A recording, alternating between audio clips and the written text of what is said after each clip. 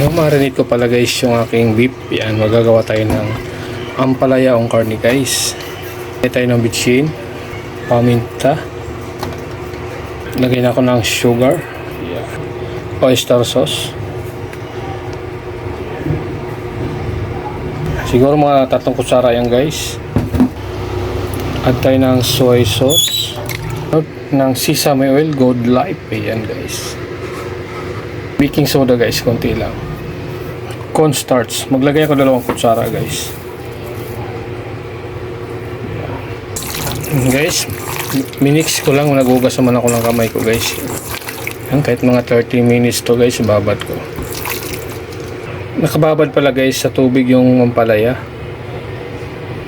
Iyan, nandito sa aking sangkalan yung bawang sibuyas, bell pepper. Painit na guys yung ating oils sa pan natin. Ipapray natin saglit yung ating beef.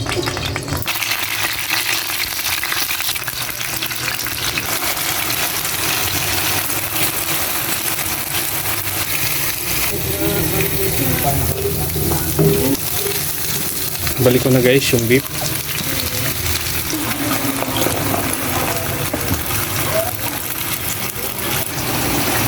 Bell pepper guys. Yan, malapit na to yung ating ampalaya ong karne guys.